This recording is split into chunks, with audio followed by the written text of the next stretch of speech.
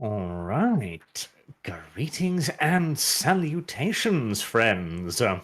As always, we don't actually know when the hell we go live. Apparently, it was 10 seconds ago, 5 seconds ago. The timer keeps changing. It's fine. We're going back in time. Back to the future. Or the past. I swear, like every one of these streams will basically start with me going, I don't know. I miss the old overlay.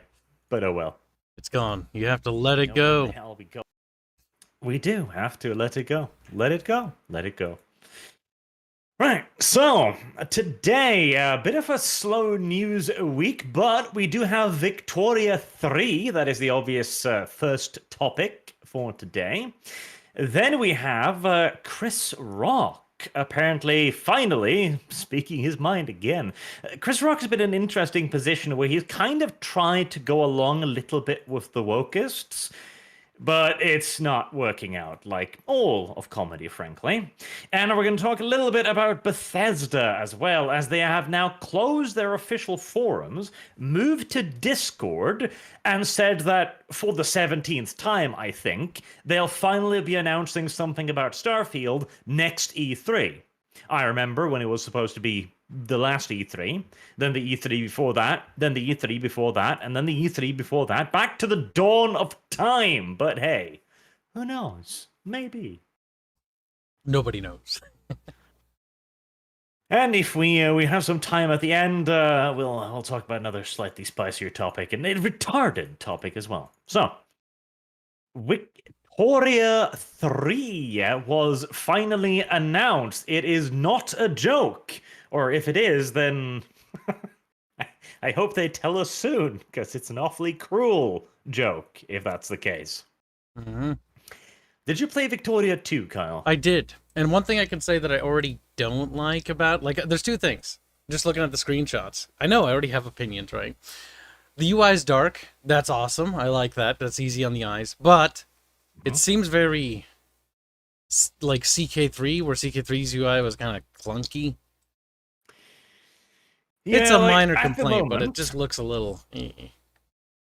We got 5 screenshots to base our entire opinions on here. Pretty much. And a little pre-rendered trailer thing. So, keep this in mind.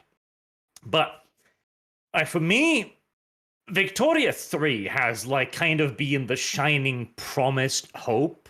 The great white hope, if you will, the savior that might be from the just mediocrity of modern day Paradox. Because Victoria 1 was such a beautiful little thing. And when they made 2, they kind of, what was it? The guy who was making it basically said that if this sells, if this earns its money back, I'll tattoo Victoria on my face or something. And he had to, because it earned them money. And the good thing is, they threw caution completely to the wind. They entered into that as just a loss program. They didn't expect to make money. They just went into it, trying to make the best game they possibly could. And we ended up in this beautiful, tismy little simulator game where each goddamn individual citizen of a nation was simulated and would eventually just die of old age, or of the war, or plague, pestilence, or many of the myriad other things. It was such a beautiful game. Yeah, it was really cool. I don't know, the setting's interesting too, because you have a lot of nations that are emerging, the industrial powers are coming about. This is the prelude to, the World War II era, so you got a lot of cool things, but you also, at this point, there's still an opportunity for some of those little emergent nations to still play catch up with the big powers. And that's kind of what was appealing about this game, playing as, what was it, Thailand or Siam, and then or China, trying to get that shit back together, and then trying to actually play the game was kind of cool. I'm just Victoria. It's been a meme how everybody's oh, please announce Victoria 3, because I think everyone is assuming the same thing, that Victoria was an almost pure passion project, and we're hoping that Victoria 3 will be the same thing. Now, God damn it. See, here's the thing, right? I don't want to start off being negative because Victoria 3 to me could be the game that really redeems Paradox in my eyes. And some of the early screenshots, I actually quite like what I see. They've got population numbers. It's not just a number, it's actually a number, 1.86 million or something like that. Growth is 22,000. They're losing to migration. Like, it feels like there's actually people there. Because I always hate those abstract numbers like, 3 people live here. It's like, what? Yep, population 3. Oh, I see. Okay. That's great. Quite the city. Hold on. Is my live chat not working again? No, it's not. Right, hold on a second. Just refresh the page and then open it again. That normally does it. There we go. Right, I was wondering why it's like, we've been streaming for a while, nobody's commented, that's odd. Oh, there have been plenty of comments. That'd be weird. But yeah, they're just looking at the very first screenshot, right? You have one province selected, Leinster, British market. You got infrastructure. You've got infrastructure usage. How much of that is currently being used? You've got market access. You've got GDP. You've got taxation. You've got expenses. You've got peasantry. You've got the struggling classes. You've got the middle classes, the secure classes. You've got the growth. You've got migration. You have tons of different buildings. You've got turmoil. Man, this is looking like Victoria. Hopefully. Like, I'm almost surprised. Yeah, I was kind of expecting it to be like some sort of amalgamation of Europa dumbed down or something like that. Right? But it looks to be quite interesting. And I do like how the provinces are much larger. I think that was one of the things that was Victoria 2. I don't remember how big they are because memory is like really old on that game now. But it feels like the provinces are much larger, and that makes sense because it's an industrial age, so you don't have like little microscopic territories like you do in Europa. Mm-hmm. You've got the markets. You've got, and again, the next screenshot too. You see the size, right? Most underproduced 6.83 thousand, presumably tons of grain. Like yes, big simulation numbers. Not like I'm producing 2 units of grain. I need 3 units to feed my populace. Yeah, that was bad. Now, question is, how badly will it lag late game? Oh, yeah, that's the question. Like, there's a lot of simulation here, and they've got the pop types as well. They've got the not just pop type divided by religion, but they've got like by rural folk, by industrial folk, the intelligentsia, the bourgeoisie, the industrialists, the landed gentry. They've got. I mean, I'm actually a little bit hopeful now. Because we've got so little to base it on, I'm just going to say that right now, I'm liking the details. The look of it looks very CK3, which is not bad. I mean, I like the look. It's decent. It's a little bit dark, which is good. I mean, it makes sense to recycle the procedural character generation system they had from that game and import it into here. Why make something new when you already have something that works? My only real worry at the moment is right now it looks like it's got all the complexity we want, but the very first piece of news I saw about Victoria 3 was a Eurogamer interview who asked the question, so, how are you going to streamline this? And the Paradox dude was like, yeah, right, so, yes, of course we're going to streamline this. Like, no. There is the thing about the word streamline is it's often something that games should get, but they get it the wrong way. Like, the game shouldn't be obtuse and annoying to access different buttons. Like, if I want to access my population, it should be pretty streamlined. It should be pretty easy to use and understand and read all the complex features. The problem with streamlining nowadays is it's not streamlining the usability or the user interface. It's streamlining mechanics to make them simpler for idiots. Yeah, and of course, one of the things he said too was like, "Oh, we're really worried about information overload for the player." That was what made Victoria 2 so scary when I first played it. As I was like, "What's this economy? What's happening?" Oh yeah, like the thing is, I don't disagree in theory here. Right? Grand strategy games can be imposing, but usually when you get into them, they're a lot easier than they look. So, in theory, I get it. But every time I hear Paradox go on about streamlining, about making their games more accessible, I break out in fucking hives. Yeah. Yeah. The problem is like, let's talk about modern Paradox games for just a sec, because we do need to kind of, I think, base our opinion on that, because that also is an indicator for what happened and what's bad going on in Paradox. Like Imperator, that was a disaster, right? And they pulled the plug on that. Honestly, if that means more resources go towards the development and future-proofing of Victoria 3, as, like, if it's good, that'll be worth it. If it wasn't, well, then it was literally pointless. And the other thing is, Leviathan, bad. Nemesis, bad.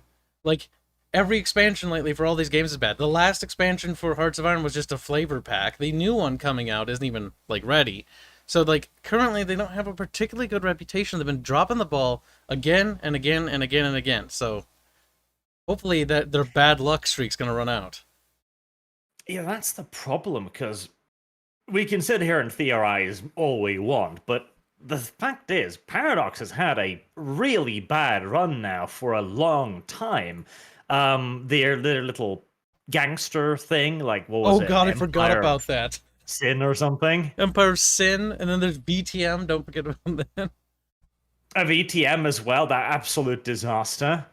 Well, you can also say, like, okay, these are outside studios, right? Well, technically, yeah, but Paradox has gotten its tentacles in so many studios now. I feel like that argument's not particularly valid, because there's a reoccurring instance where everything that is failing is associated with Paradox. Clearly, in my mind, there's some sort of connection there.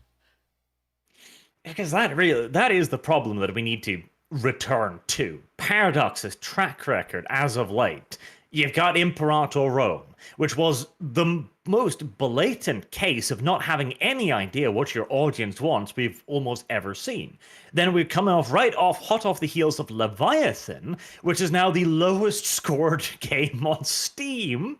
It was so universally hated, even the usual, like, diehard defenders couldn't find any reason to defend it. And then, of course, you got Vampire Bloodlines 2, another unmitigated disaster. Like, is Paradox truly ready to make Victoria 3 now? That's a good question. And that's where, like, originally, when you told me about Victoria 3, I was like, oh, hell yeah. But then, reality sunk in, and I'm like, wait, should I be excited? Or should I be more cautious with this? Because I don't know. They don't have a very good track record right now. And while I'd love to jump on board with this, I really don't see any reason why we should, like, get super, like, what's the word? Hype train? Hype trains are bad in general, but excited or interested. We should be definitely skeptical on this one for sure, because track records are important. I mean, look at CD Projekt Red. They had a great track record, but then if you listen to all the bad stuff that was happening with Cyberpunk, it was very alarming, and people started to second-guessing that and started to get off that quote-unquote hype train. I think here you kind of have to do the same thing. You kind of have to be a little bit more cautiously interested, maybe is the correct way of phrasing it. Mm-hmm. Because that's the thing too. I had the exact same reaction. It was like, Victoria 3, oh my god, yes, yes, yes, yes. And then I start to think about it, and I'm like, God, Jesus. And he started getting worried. And I read through the whole article, the interview as well, where a lot of what he's saying makes sense, but a lot of it's also kind of worrying. Because apparently it's the guy from Stellaris, who's also saying that whilst they're going to focus a lot on the pops, which is great, they're also saying that, okay, we're going to kind of shove military down the scale again, too. And this is the thing. This is the thing that's been annoying me for so long. Back in the day, whenever there was a sequel to something, we always naturally expected more. Yes, we would get more mechanics, better gameplay, better graphics, better controls, better interface, more. These days, and that was the problem with Imperator Rome as well, we were expected to sit there like clapping little seals and just accept a downgraded Europa Universalis. And we were supposed to be patient for it to be patched into a game. That's the same problem. Yeah. What you just said here, what you just said, is alarming to me, because that means they're not going in to develop a effective combat system. They're just going to be lazy with it, and they'll just DLC, free LC, whatever lingo they want to use, a patch later on down the road. So really, we're just, again, just like in the case of CK3, just like in the case of Hearts of Iron 4 and every other Paradox game lately, we're buying another early access game, but they're not even, like, being honest. I wouldn't even have I wouldn't be half as upset about it if they would just be honest at the cover and just say early access, because then I know what I'm getting into. But with Paradox, you really are just buying early access games, and I feel like that's a little misleading to the public. And that is the danger. It's they need to finally, and I'm kind of hoping that Imperator maybe gave them that wake up call, and because this is their first big in-house production again after that, they maybe gave them that wake up call to go like, okay, we can't just half-ass it. The next game we make, we've actually got to make a new game instead of just a shadow of a previous one. Yeah, it should be an improvement. I don't know. You like what you said is very much what I agree with, especially when it comes to like my views on game development. Like when you make a sequel to a game, like making the first game is always kind of like the easier game because it's like, okay, you don't really have to worry about improving stuff. But the sequel to a franchise or another game needs to have improvements and needs to be better than the previous edition or rendition of it. Because well, why buy the new game? You need to incentivize players to buy the new game. There's got to be something new in it, then there's also got to be something improved. Don't just change things for the sake of changing, but look at what's weak, what's suffering. Did your map suck? Did your gunplay suck? Improve that. And just the fact that they gave up on combat is just like combat in Victoria could be so interesting. Like think of it. You got like tribals fighting like industrial rising empires all the way to World War One. Like this game covers World War One. So we're going to get to the Great War period. So there should be a huge change of combat, both in naval warfare, ground warfare, and revolutionary air warfare. Because these things are new, and these things like, for example, you like that one game, the early access game, Ultimate Admiral Dreadnoughts. Very promising. Like, this game is basically that. It's like 1800s, those little fucking, what do you call them? Ironclads all the way to Dreadnoughts. Yep. So there should be, the gameplay should evolve as well. It shouldn't just be stagnant. And that's my fear. Because I think that's also a missing component from these Paradox games. Like, the gameplay should evolve as your society and culture advances technologically. Yeah. Like, I don't want Victoria 3 to just be, as they put in their little blurb, a society simulator. Right, that should be the focus. Great. But you made the society simulator in Victoria 2. I want more now. Give me more mechanics, more complexity, more fully fleshed out stuff. Like, there's no reason why Hearts of Iron 4 should lack stuff that Hearts of Iron 3 had, and so on, you know? Yeah. It's fine to, like, remove something that wasn't working and then supplement it with a new solution. That's fine. Sure. But to outright remove it altogether and then patch it in as a DLC later on, even if it is free, because I do want to point out that they do, a lot of the mechanical changes are all free. They're just slapped on to promote the DLC as well. So that's when they're released at the same time. But I think that's just kind of scummy, because it's like, well, we really didn't, you know, this game really wasn't done when you gave it to us. That is the thing. All we can do now is cross our fingers and hope that Victoria 3 will be a return to greatness instead of another mild disappointment. Now, let us move on then to Chris Rock. You can bring that up on screen. I don't know if we dare play it, because you never know these days I anymore, could just drop you? the link in chat if you're concerned about it.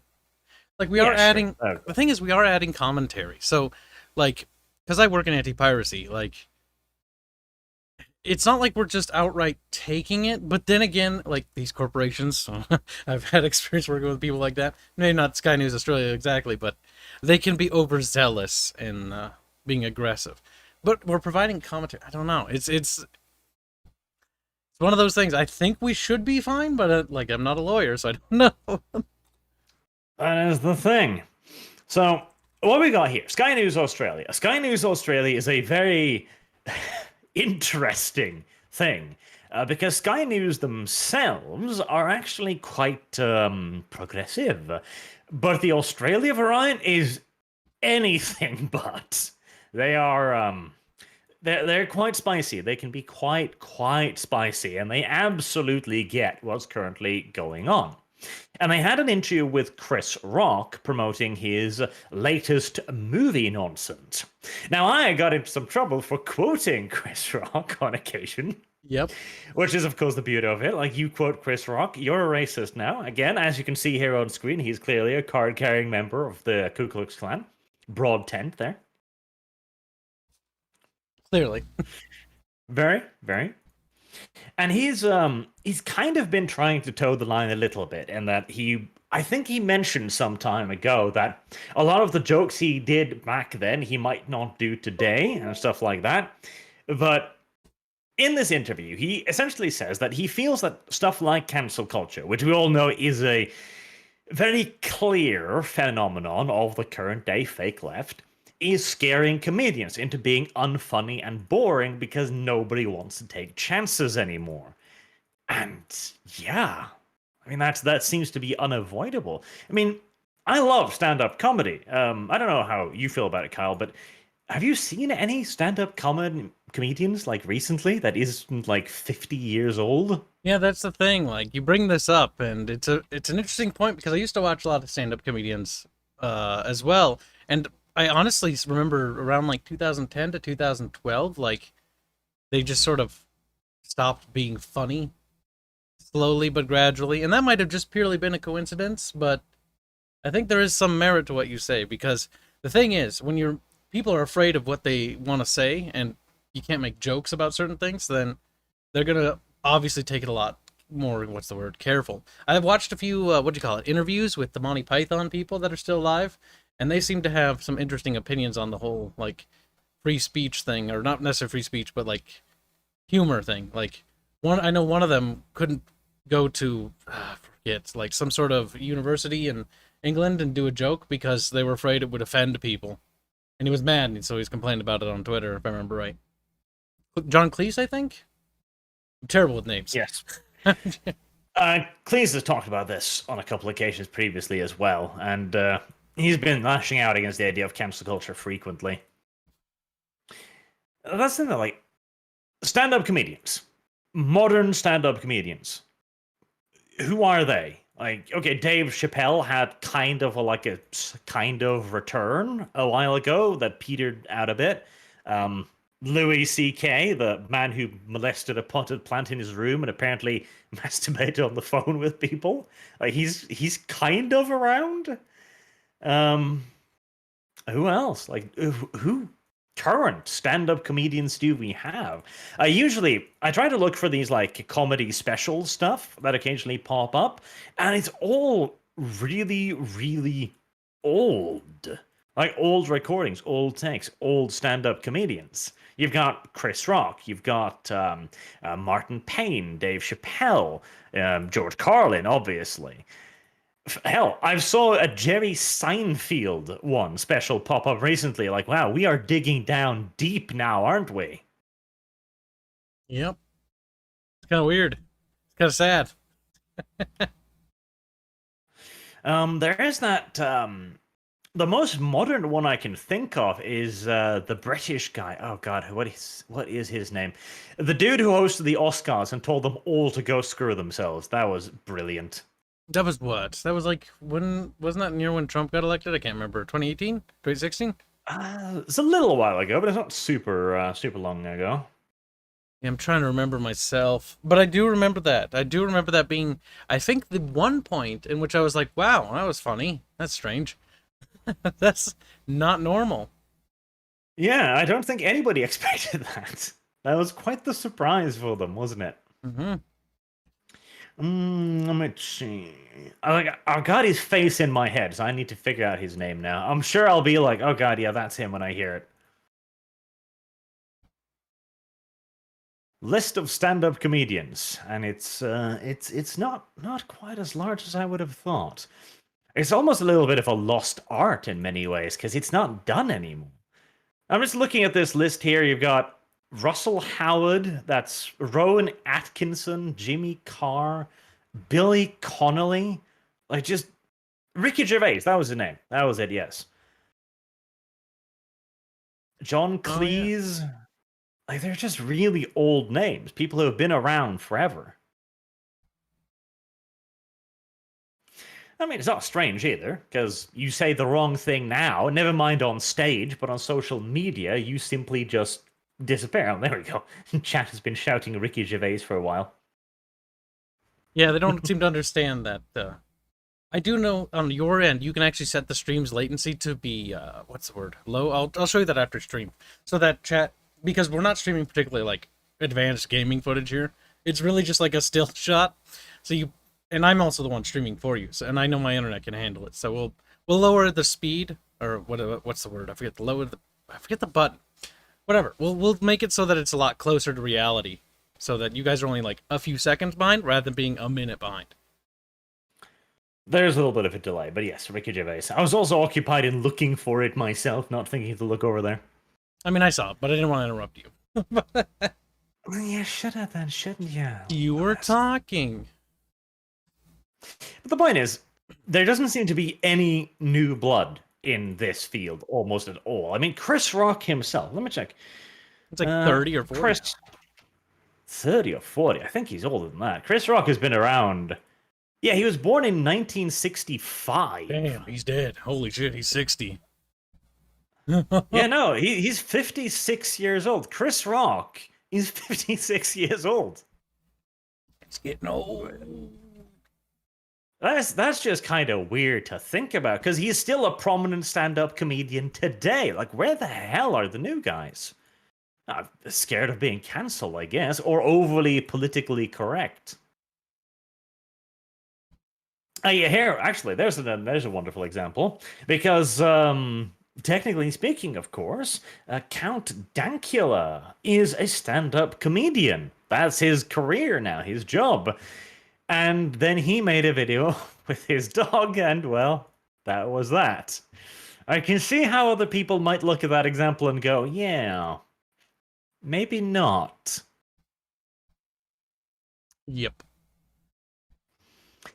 I'm sure there's also the case that there's a lot of, like, local stand-up comedians, the ones that are actually at the clubs and the bars and stuff like that, but there isn't the industry around it anymore. That's the thing to, like, I remember back in the day, they used to get lots of TV shows surrounding these comedy personalities. Yeah. Now it's just reality shows. One of the big ones I remember was Jeff Dunham with his puppets. Mm-hmm. And Titus. Ah, Titus. Titus is great. You don't see them no more. Malcolm in the Middle. That one also was awesome.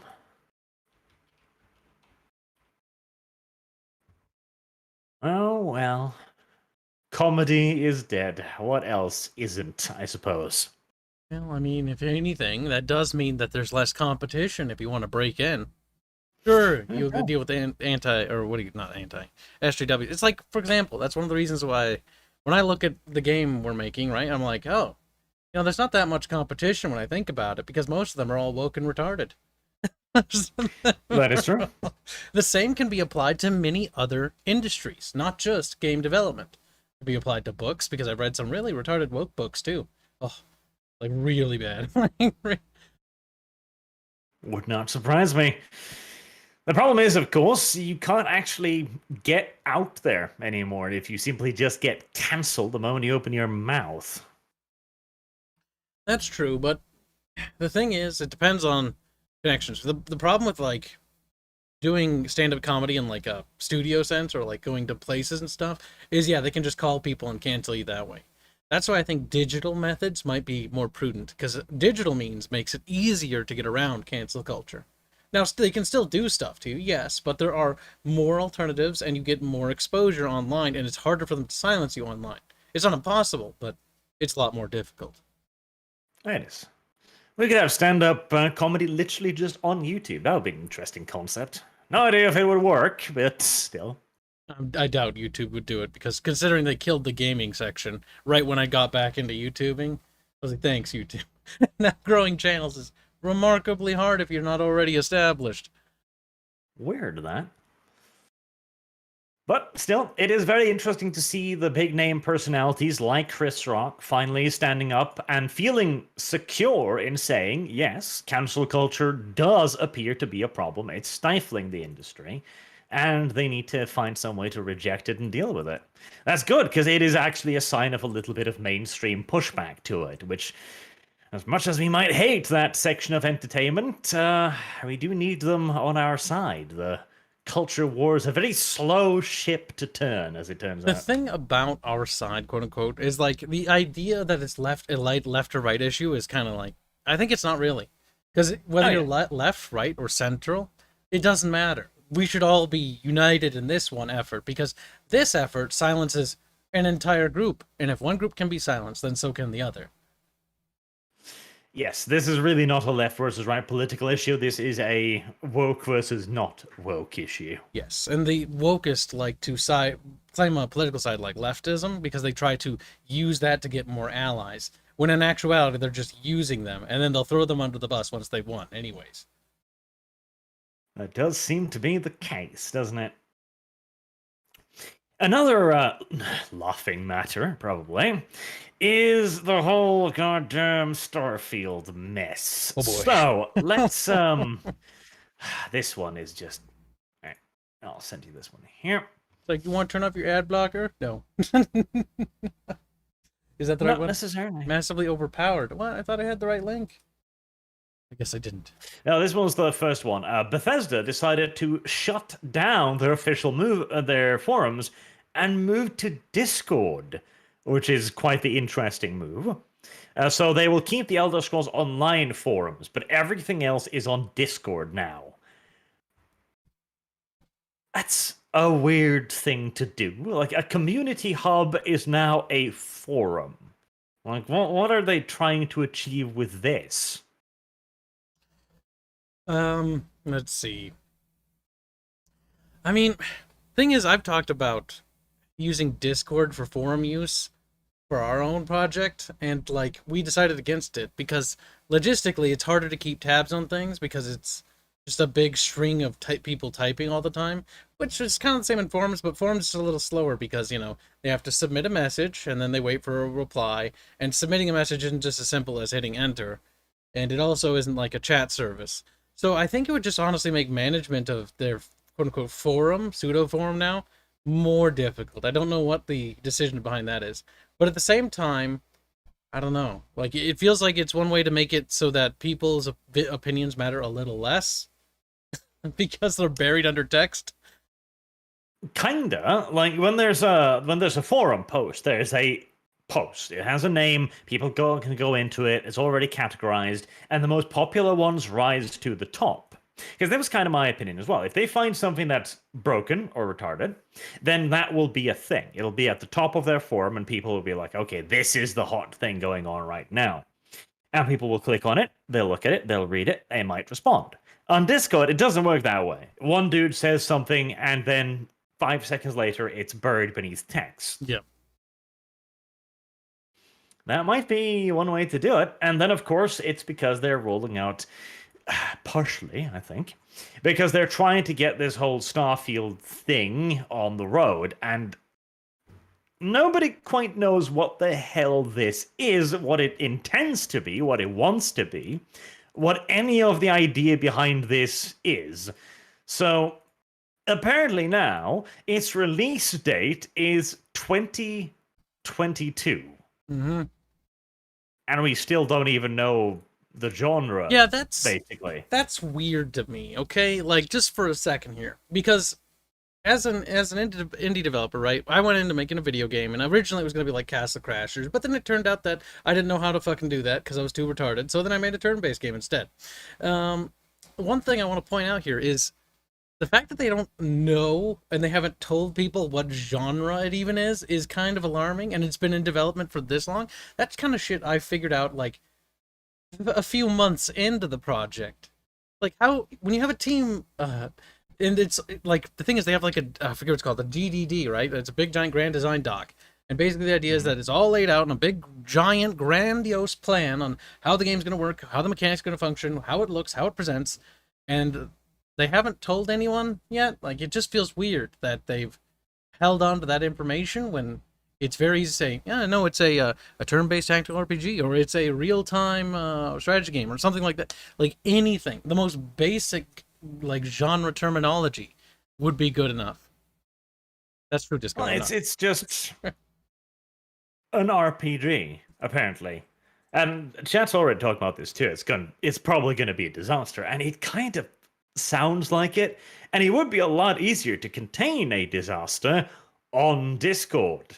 Don't like it? Okay, just remove messaging permissions for a little bit. And nobody's going to report on it either, because it's not a forum. It's not an official thing. It's not a big thing. They could even just say, like, oh, we don't even run it. Like, we've got some volunteers running it.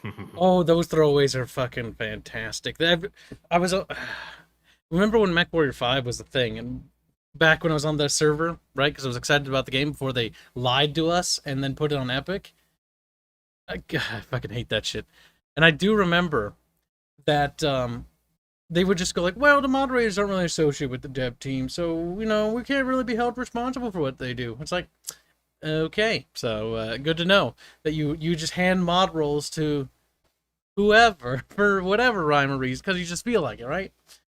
Honestly, for those who want it. It feels like moderating servers like that is less of a a mediator role, and it's more of a political commissar role.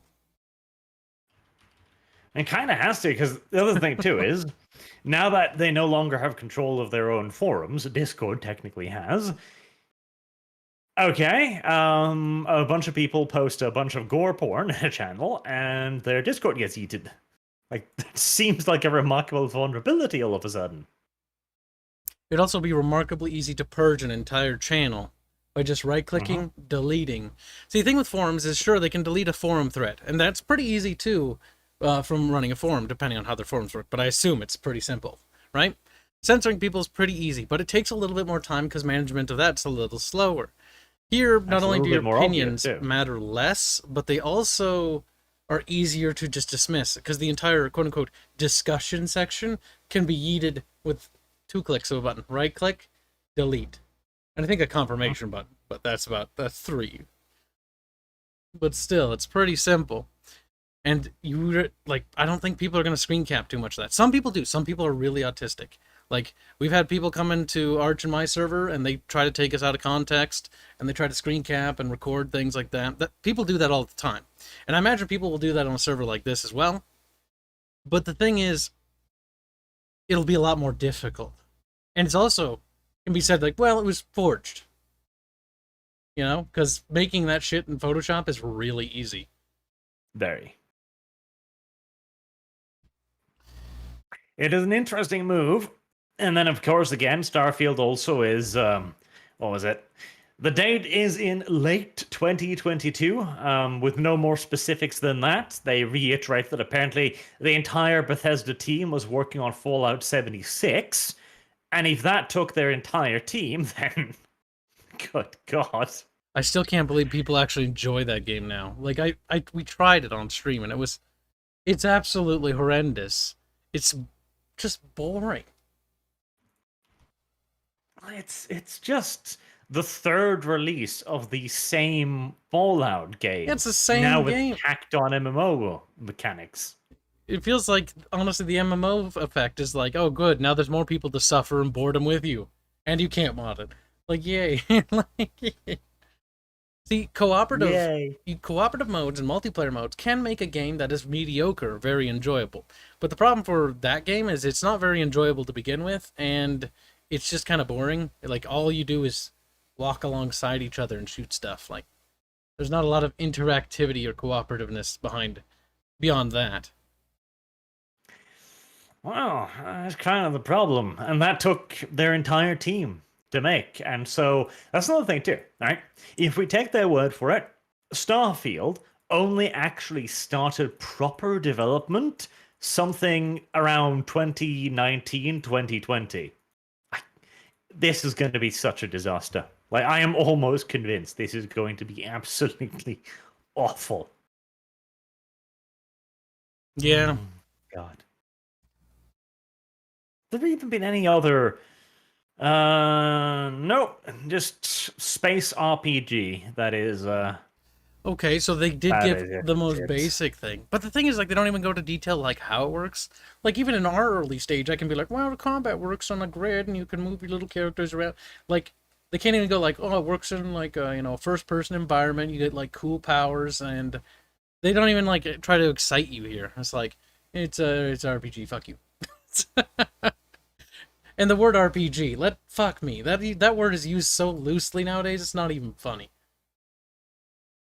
Call of Duty. It is a game in which you have stats. That is what RPG means. That is what like other indies I've talked to say too. Like RPG, the definition now is you can talk to people, and like if you just say like it has numbers and they go up, people are like, that's RPG. Yep. Number go up. It has numbers, they go up. There might be some dialogue. There you go. That is a role-playing game. Enjoy. It's kind of funny.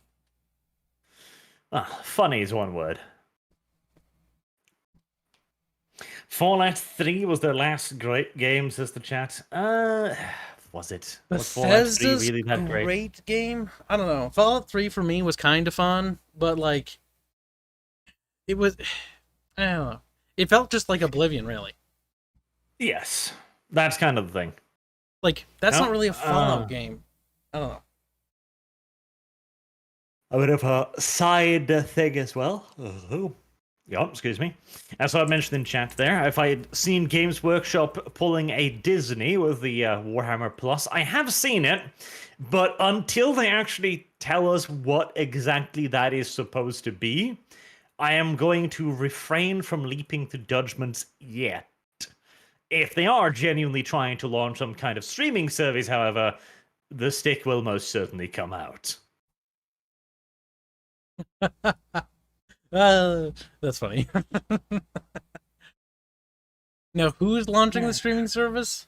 Like a Games Workshop, apparently. Like, okay, like they're the ones handling it. I mean, apparently. Well, we don't know what quite it is yet, which is why I'm going to refrain from talking about it at the moment, just because we don't know. Okay, so they're just launching a quote-unquote streaming service. Like, is it going to be like YouTube, hypothetically, or is it going to be just like for Warhammer YouTubers, so they can more control them and censor them? We don't know just yet. It just sounds bad to me. Like, it just sounds really bad. Like, I'm not going to lie to you. This sounds really bad. Let's put it like this. If this genuinely is their own little streamy derpy service, and they're going to ask money for this, just so you can gain access to the animations that used to be on YouTube for free, then that is awful. Made even more awful, of course, by the fact that, from what we know from some of the guys, like the guys who made oh god, I forget the name of it. The Last Church, that was it, yeah? Yeah. They basically let slip that when they were contacted by Games Workshop, they told them, like, here, we got an opportunity to work together, but this is copyright infringement, take it down now. So it very much so sounds like they would approach people and go, hey, we love your stuff, cool, come on to our thingy bob. If you don't, we're going to sue you. We're going to Which then means they now have a streaming service which takes free stuff, makes it paid stuff, potentially. Again, yeah, you and Bubbles talked about that the other day. Yeah, okay. Yes, and then now they've got a monopoly because they've been threatening fan-made creations. And I want to point out as well, fan-made creations, it's a very derpy legalistic system surrounding that, but I don't think they have a legal argument for claiming something like Astartes, because it is very clearly not a Games Workshop property. It is not being sold for a clear profit, and Games Workshop doesn't have a competing product. They don't make their own animations and so on. Now, of course, that they've kind of monopolized it, things change again. It's a derpy situation. The people like Creator Bastardes and everyone else who signed on to this project complicitly helped them censor more creators. This is more harmful for the fandom. Potentially. Which in this case means that it's pretty condemning to them that they are actually complicitly helping and censoring various creators. Like, the thing about fan content, right? I fantasize about that shit, right? Why in the hell, like, when it comes to the, like, how corporations look at this, in the case of Marvel, because I did talk to some people that worked there once, they generally just ignore it unless it's brought directly to their attention. In the case of like there's a Marvel con, and somebody who was selling Marvel art tried to sell their art there, and that's when they had to confront them and be like, okay, you can't do that here because this is our thing. Generally, it is in my opinion that you should just pretend they don't exist, like pretend Yes. they don't exist, so that way it's not threatening your copyright and the strength of your IP. Like, I don't know about these fan-made projects. I don't have the resources to spare. I can't dedicate that much time searching the internet. I'm too busy working on something or something like that, Yep. Whereas DW tries to have their cake and eat it too in this regard. But again, we don't know enough about it yet for me to really comment, but rest assured, if they are trying to do a Disney Plus, that is not a good thing. That is a very bad thing. We will see. Now, we do have plenty of time aside, so I think we'll read through the super chats that have come in, and then we will discuss today's dumb topic. I have one more bit of news chat gave me, though, that we missed. I'm not sure if you're particularly a fan of it, but there's not much to go on. This article is from GameSpot. I'm going to drop it here. And I know there's a lot of people here who are interested in this kind of stuff. Where's Arch? I haven't had time to actually properly read it, though, because I just got it in my DMs. But yeah, TimeSplitters. If anyone's familiar with that franchise, apparently Deep Silver is working with Free Radical Design to make a new one. Will that be censored now? Because I remember that was kind of a little bit spicy for a comedic little shooter game. I don't know much about it, so what is it? TimeSplitters is a first-person shooter game in which you play as a character that just, goes back and through time and does a silly, wacky adventures and just shoots stuff. You're sort of stereotypical shooter. So, as far as that news goes, that game is in the works. So for people who are interested, you can follow it. I'll drop a link in the chat for them, and then we can move on to the other topic. It seems like it's just an announcement, though. A lot of people seem excited about it. Yes, unfortunately, I do not have any knowledge about that. I don't think I played it. That might stem from the fact that I think it was a console exclusive, regrettably. Oof, awful. Yeah. Yeah, console exclusives. Consoles in general are the worst things ever, so they need to be ignored. On that note, console exclusivity from Sony and Microsoft at the moment is being backpedaled on, and they're putting more of the games on Steam. While their games are kind of shitty, it's still a good thing for the gaming industry as a whole, ending exclusivity and exclusive deals. That is true. There is also the current little nonsense around Starfield again, because apparently that's now going to be an Xbox and PC exclusive, which I don't think that's the meaning of the word exclusive, but hey, details. Like, it's exclusive to Xbox and PC. Okay. Okay. Yep. I see. Exclusive. Interesting meaning of that particular word right there. Yeah, exclusivity is more harmful for the developers and the actual gamers, but it's only really good for the corporations that control the consoles. When Nintendo has such an iron fist on their IPs. It is not a good thing. All right. Christ. What's this? All right. Here I go. All right. The thing is derping again. YouTube is doing something with how super chats are sent and received. So I've had to open up another window here to finally look at it. Peri Planeta Missionary. Kibbs, give Arch what is owed. Dota stream now. Kyle. More barotrauma. I don't know about that. Spartan, I'm late. Did I miss any good stories? Well, Victoria 3. Victoria 3 is something everyone should check out, definitely. So, Jard, I'll bet Cleese is missing the old stodgy conservatives that liked his comedy, that his specific brand of comedy has in part led to the current day situation.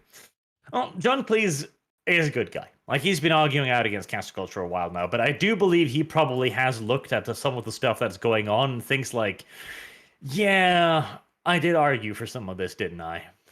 Yeah. But who could have known? It seemed popular at the time, right? They were all raising their hand. Sieg. Yes. Heil. It was working out well at the time. Everybody was doing it until the end of Sieg. Brett, that time, are you planning a playthrough on Steam release of MechWarrior 5? No. God, no. Oh god, Christ, no. it looks like a derpy game. They sold us out. I want to remind people that. Yes, Kyle can vent his spleen about this because he was the one who was actually directly fucked. See, he was the Arch when MechWarrior 5 comes out. We're gonna play it when it comes out. It'll be cool. And I was like, Kyle, it's gonna be shit. It's not gonna be. I shit, don't even Kyle. know if it's shit. They just fucked me and everyone else on their Discord because like, oh, thanks for supporting us. By the way, we tried to lie about when we were gonna, what's the word? Stop putting it on Steam, and because we took an Epic exclusive deal. We've lied to you guys for months about this deal that took place behind scenes, and we were going to tell you about it during a convention thing so that less of you would find out about it. But one of our guys slipped up and accidentally posted that we are Epic exclusive now, and it's like, very unfortunate. Well, you fucking lied to us. You lied to us, took our money, and you tried to swindle us out of it. And you weren't going to give us Steam keys. We were promised Steam keys. We paid for Steam keys. Now, they did give us a refund, and I took mine, because fuck them. Oh, I hate it. I hate it. I have heard almost nothing but negative things about the game, so I would not be surprised if it is awful. Apparently, the only thing good I've heard from it is I have some friends who are interested in the modding scene. There are some interesting things in the works, but besides that, the game itself is really forgettable outside of modding. Yep. Oh, and yes, chat, Streamlabs is working. I just haven't gotten through it all yet. Oh, actually, hold on. It's updating, isn't it? Piece of shit. I was just going to open it now to see if there had come in any Streamlab things, and now it's like, oh, you've logged out, have I? Okay, log me back in. We'd like you to verify with your phone now, so I need to go rummage for my phone for a second. Kyle, amuse people. Chat says, when Kibbs gets truly angry, it is a beautiful thing. It isn't, because I'm mad and upset about it. Discordia says that Blondie is slacking. When is he not? When is he not? He slacks on his duties aboard our submarine, like yesterday. I told him there were fishies attacking, and he just proceeds to walk into medical bay and goes, meh. Fucking Fatso Bubs had to fix it. MechWarrior 5 I wanted died in 2005. It did. Somebody asked about the Grasshopper mech. It's a good mech. I am more of a Mad Neko and Assault mech kind of guy. Like, I like my King Crab and my Mad Nekos because they're adorable, cute, versatile, fertile even. MechWarrior Online is fun. That is pure heresy, and you should delete that comment before I delete you. Some people might might think yes, but I tried playing that game. We all tried, and it's just like, it feels like just a sloggy shooter. Like, the thing that makes MechWarrior cool is combined arms. The fact that you play as a mech and you're like, oh, cool, there's tanks, helicopters, airships, battleships, and you're playing a role. Like, the idea in the universe is that MechWarrior is sort of spearhead fronts and around enemy positions. You still have to be wary of turrets and tanks that can just almost one-shot you. But in MechWarrior Online, it's just nothing but mechs. And it's like, you don't feel like a mech if there's no tank or troops to step on. Like, you need diversity. Hashtag diversity is our strength in mech warfare. Combined arms. Is indeed a strength in mech warfare. Combined arms. You find a thing? There we go. Yep. See, I'm the kind of person, I don't actually use my phone ever anymore. I just don't, basically. I use mine for ordering pizza. That's about it. My pizza ordering machine. Just the thing that lies there. That's all. It's just a thing. It's just a thing. All right, see. Oh, God. Apologies for the confusion today. Brett Vedheim, that was the, Kibbs, what's your opinion on the GHR5H Grasshopper? I guess you just answered that. Okay, yeah, I'll pull it up so people know what it is. This is the GHR5 Grasshopper Beetle mech. It's a cute little mech, but I don't know. I'm not super into that kind of heavy. Like, it's just not really my cup of tea. It's really good, but I don't really have much of an opinion on that. I'm kind of derpy autistic. Like, I have like 4 mechs I like, and I just religiously stick to those. Very conservative in my flavor. Disgusting. Imperial Cogitator. Hey guys, hope you're well and loving the new set of art. Thank you very much. Any comment on the just announced paid service Warhammer Plus? Haha, what is happening? Cheers.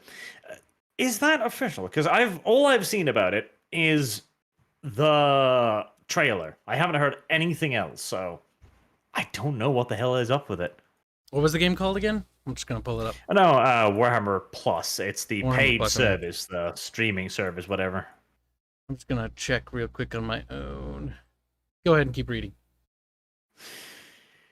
Yep. Spartan, I'm not happy with exclusives going to PC until Sony puts Bloodborne on PC. The bloody cowards. Bloodborne on PC. It'll probably be a little bit of a sluggy mess like the previous ones, though. Those fuckers need to actually start making PC titles, methinks.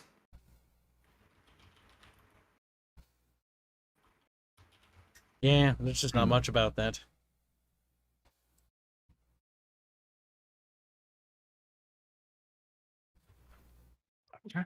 Now, I can't find any of the news on the Warhammer Plus thing. If you know where the announcement is, where they're saying that it's going to be a paid service and stuff, go ahead and send it over to me, because I have not been able to find it. Yep, you can DM Arch or myself, whichever one's easiest. Yes.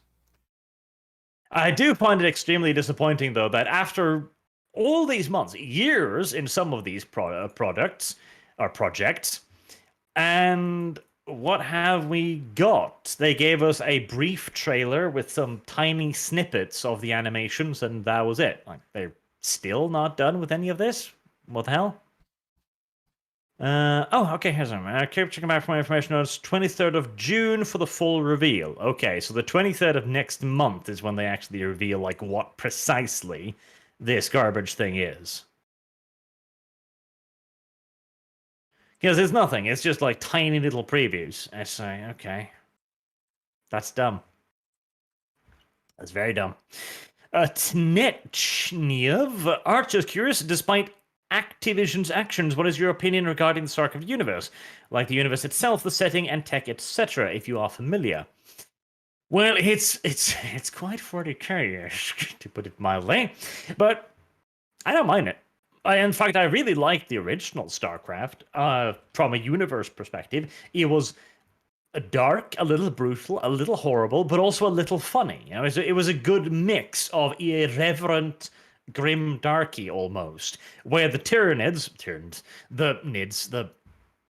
Kyle. What? Kyle. What? Help. The Tyranids. The Zerg. That was their dumbass name. The Zerg. The Zerg were actually evil.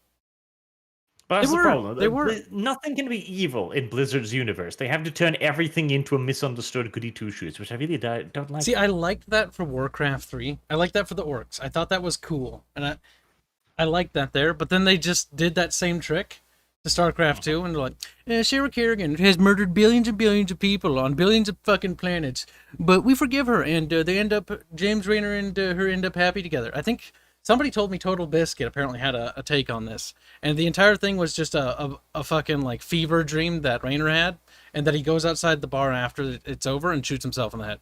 I actually, well, I'm not a big fan of Total Biscuit.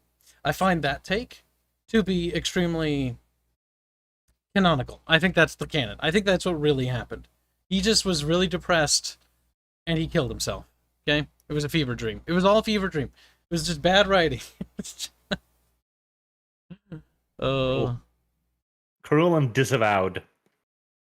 It's not, though. Sanguine simply says, give me that butt. That is directed towards you, Kyle.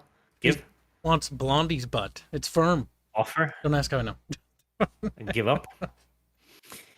Thorgrim Hammerheart. Any thoughts of Total War Warhammer 3, by the way? You've been crushing it as of late. Arch, the future looks as bright as the Emperor's crown. Thank you very much, my dude. Total Warhammer 3. So they did announce and show off the survival mode, which, I mean, okay, cool. It's a little bit of a Last Stand stuff a la Dawn of War 3. I won't say no to that, but Could be fun in multiplayer, if nothing else. I'll give them that. But is that it? Like, Total War Warhammer 2 gave us another tacked-on campaign with a random-ass objective, which was basically collect all of the things around the map.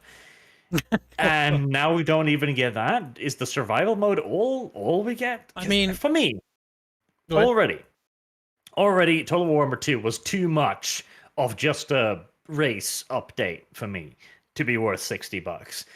Total War Warhammer 3 seems to be much like that. A series of new races, which is cool and all, for $60.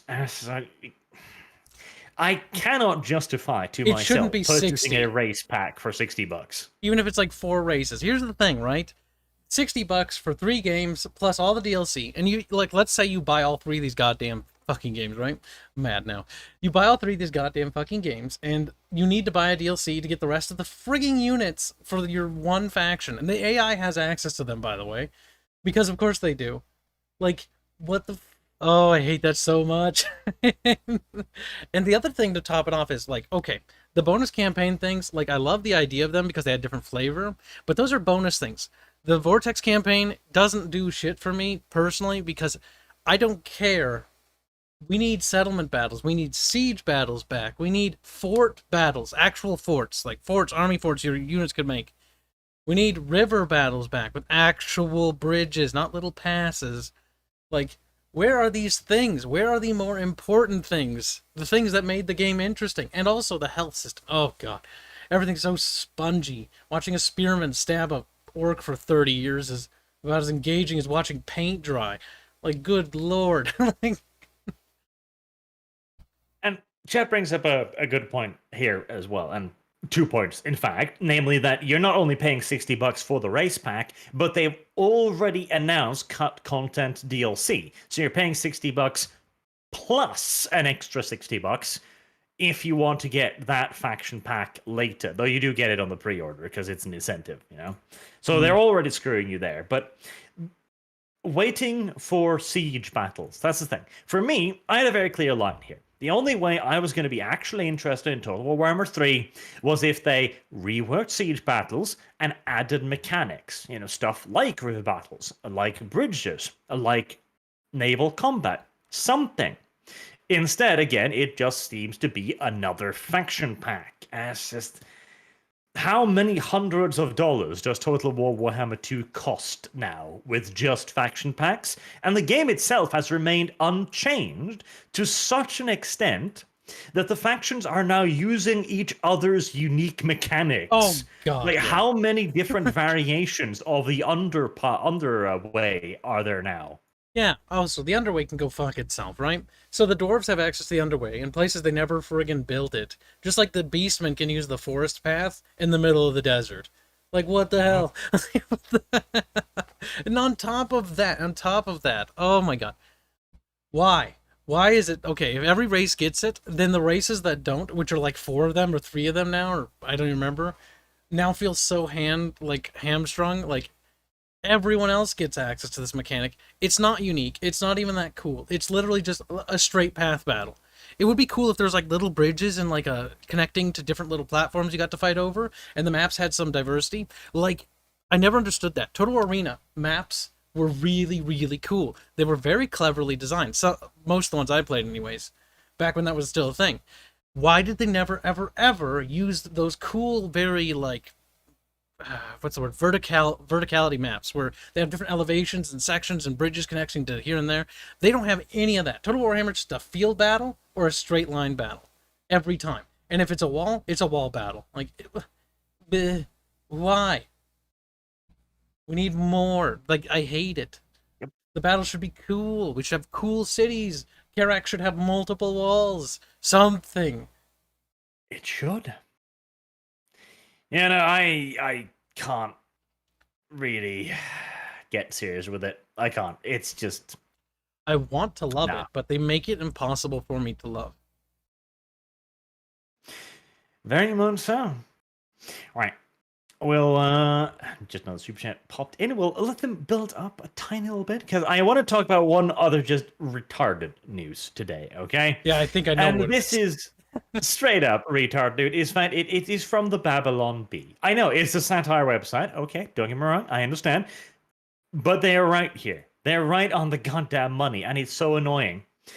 The whole conflict has now settled down again for the next 5 minutes until it engages again. Palestine is declaring victory, of course, as Israel sits there like, you little...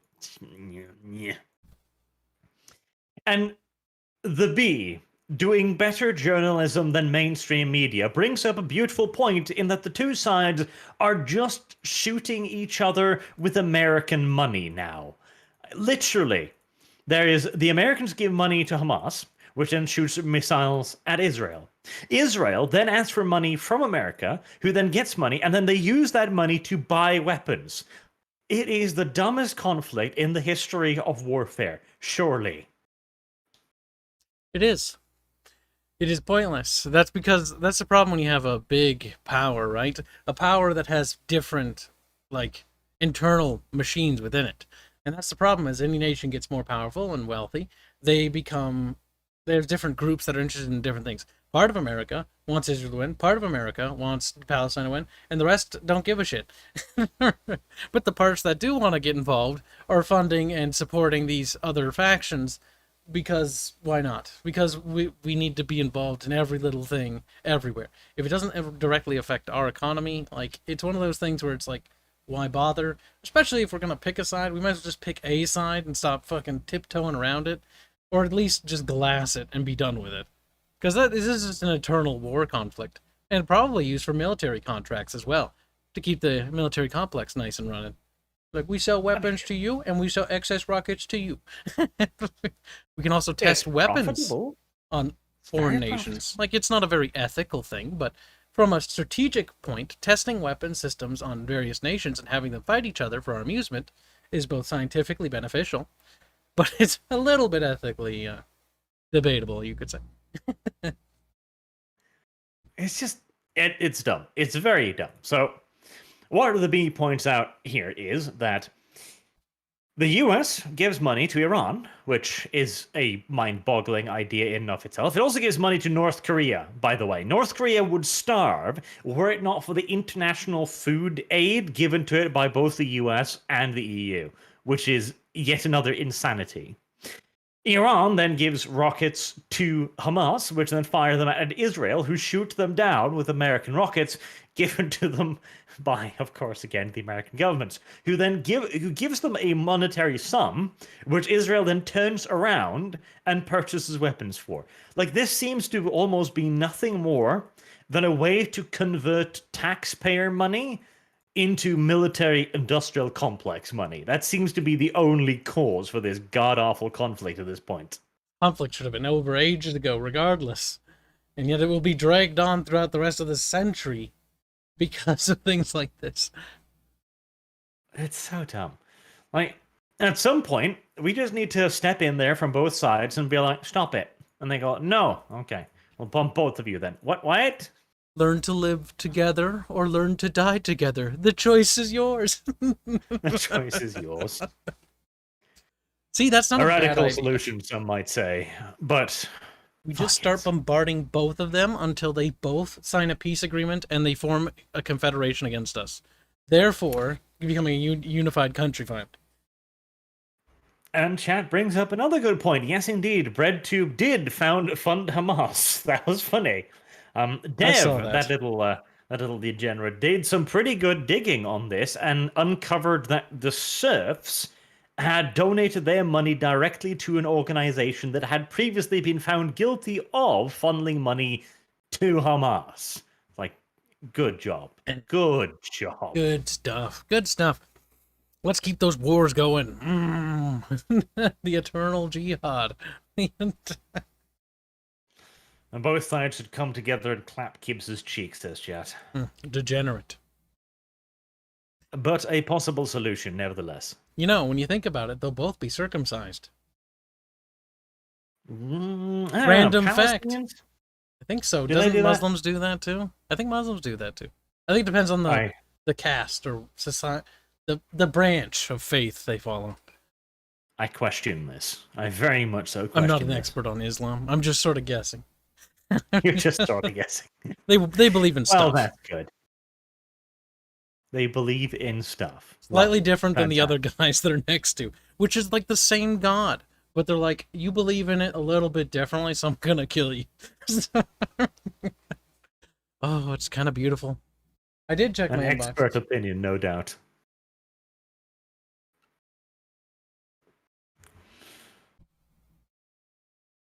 Check what now? What is this you've sent me? Netflix? Oh god, Kyle, no. Scully has been poking at me for talking about this. Now, Scully actually raises this a good point. I put up a funny meme for chat. While I pull it up. Scully wants to talk about it because it is kind of relevant to what you and I are talking about, because we focus generally on gaming stuff and sometimes on funny things in real world, like the Israeli-Palestinian conflict, which is a meme. But Netflix is seriously flirting with the push into video games. Now that's kind of relevant. And that's also like, oh good, now we'll get half-baked video games too. Yay! Yes! Yay. Now we'll get half-baked video games too. Look, I'm just saying, if they fund my project, my opinion may change. I mean, I don't necessarily mind, I guess, but more powers entering the Netflix- industry means more competition. In theory, that's better. Netflix has made some fairly good stuff. They have. But they've also made some fairly awful stuff. But then again, they're also in direct competition with Disney Plus, which I want to see dead more than Netflix. Yeah, so I kind of want Netflix to enter the scene, and I do want Netflix to maintain a power. Because if they crumble, then that just means Disney wins, and I hate Disney a lot more. I don't really have too many feelings on Netflix other than the fact that they're kind of a meme. yeah. Basically, if there's any chance whatsoever that Netflix could potentially choke out the mouse, then good. Now, Good. chat does raise some good points. Disney, I'm retarded. Netflix has been funding a lot of animations and animators to get their jobs, and they make some kind of woke stuff here and there. I don't watch a lot of Disney-made content, so I can't really comment because I don't actually know. Chat, you probably know a lot better than I do. So that just means we'll have more woke games. And the thing is, as a developer myself, that just means I have less competition. Sure, we can have more people making video games, but if they're all making SJW video games, where are you guys going to turn? That's one way of looking at it. Fuck you. Got him. It's a victory for Kib. It may be a defeat for the rest of you, though. Sorry. Let me wrap up the rest of the super chats then, and we've gone through our topics for the day. Philip Frankiewicz, are you guys looking forward to Necromunda Hired Guns, made by the Divine Cybermancy developers? It's also made by the guys who made that fairly awful Space Hulk game. I don't know. On the one hand, I'm certainly not opposed to the idea of a Necromunda shooter. Sure, that sounds great. But their last shooter offering was not quite up to snuff, so Yeah. I'm very much so wait and see on that one. Yeah, it's we played Deathwing and it wasn't very good, and I played Divine Cybermancy. I know that game's got a cult following, but for the life of me, like I hate it. I just can't like that game. It's too like janky, and I just didn't get the charm. But I know a lot of people like them for that game, so who knows? Maybe they'll actually, pull it off. But I'm gonna remain not optimistic. I'm gonna remain a little skeptical until we see the game itself. We shall see. Well, chat does bring up a good point. Netflix did release Cuties. That is true. So clearly there's something severely wrong with that company as well. Where have all the good people gone? Dead. Sanguine says, I'm still not in possession of that butt. Kyle, overhand. Yeah, Barge, hand over your blonde buttocks. This is clearly referencing you. Shame on you. Yeah, it's left up to interpretation here. He could be referring to the collective unity of chat's buttocks. Potentially. Spartan, unironically, the US needs to become an isolationist nation, federally. I think, didn't a state, one of the little county things in Texas voted to secede again, which I think they do every year now, like clockwork. They're like, we want to secede. And the government just goes, no. Aww. Yeah, since the Civil War, I don't think the federal government, even then, didn't want any of the states or sections of the country to secede from the Union. Like, what nation state on Earth would be like, yes, I do want to be smaller? Technically speaking, from what I know about it, which isn't a whole lot, Texas does have a mechanic in which it can secede from the United States. Yes, they do have a lot more Technically, leeway, though I really doubt the federal government would actually let them. On paper, it may say yes, but we all know how paper works in terms of politics. It's whoever has the guns, and whoever has the guns makes the rules. Paper is just a fancy decoration piece at the end of the day. yes, that's the thing. So, unfortunately, I do not think the US will break apart. Though, technically, United States of America was supposed to be a United States instead of the single state it is now. But Yes. hey, details. Well, you're pretty right about that. I do know from what I read up and learned from the founding fathers, they very much intended the nation to be a series of collected states unified in defense, but each, relatively allowed to pursue their own course, so to speak. That ended pretty quickly during the 1860s. That it did. And Phyllis Veperus says, goat worship, obviously. That is indeed a religion that Kyle is an expert on. Goat worship. Goat worship. Mhm. Is that Welsh or something? It might be Welsh. The Welsh at least have a proud tradition of it. The Welsh, and I do know certain Arab groups in Arabia do have a fascination with goats. Fascination with goats. Speaking of Arabia, in just another 4 days, we'll get the Iron Harvest expansion taking place in Arabia. We'll be playing that. We will be. I'm almost half looking forward to it, honestly, because again, I really wanted to really, really like Iron Harvest, and I do like Iron Harvest. It's just it feels like it's so close to being a genuinely wonderful experience. So I'm kind of hoping they'll push it over the edge this time, and we'll see if they fix the awful campaign. Yeah, well, the campaign, a lot of it comes from mission design and just very bad writing. Or, well, it's not very bad. I'm sorry. That's me being overly harsh, actually. I retract that. It's not very good. It's very cliche and very generic and lacks any sort of cool inspiration. Like with the Soul and Diesel Punk Mecha universe, I was expecting something a little bit more surprising off the cusp, a take on 1920s plus esque style of warfare, but I just didn't see that in the story. But the gameplay, as you said, is pretty fun. The mech combat is the single greatest strength in this game, but at the same time, the mech, the heroes and stuff like that, I don't know, they caused a lot of issues with what the game wants to do. Remember the cavalry thing? That's no longer a problem, I hope. When I hope not. Cavalry commander would just come in and he would push over one of the heavy mechs for the Rusviets, and it would just push it back. It would start backpedaling from the horses. It was I don't know, I don't mind a little bit of game logic, but seeing cavalry just use sabers on a mech's legs that's made of steel is just if that's the thing that kills it and it kills only one of them, that's just kind of lame. That it is. But we get the Americans. And the Americans have a flying fortress ship armed purely with flamethrowers, which sounds like exactly the kind of weapon you'd want to place on an airship. Yeah, that sounds a little bit ridiculous, but it's a fantastical game, so I'll excuse it because they have horses that can stab mechs.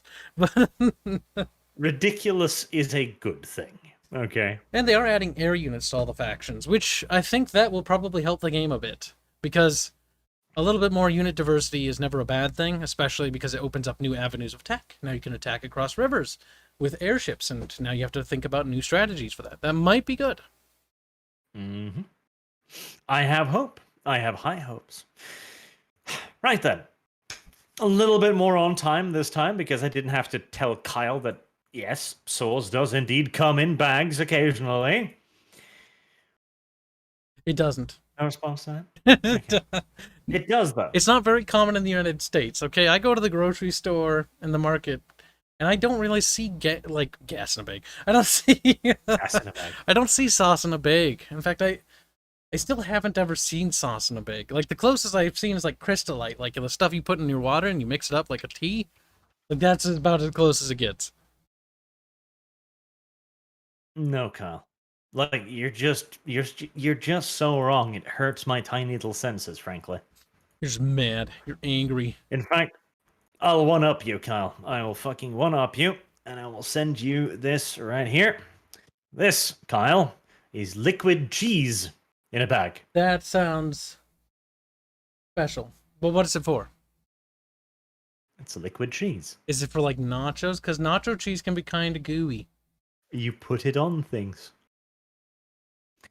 Oh, 2 more super chats, and then I'll wrap up before you can sneak in anymore. Brother Strato, have fun, and I'm off to work. I would say have fun at work, but it's work. My condolences. He might like his job. You never know. Some people are lucky.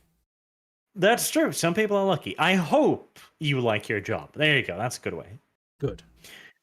And Sujad, women with swords being a melee unit and women being in combat in general is becoming more and more cringe. Women are not good combatants. That depends. That very much so depends.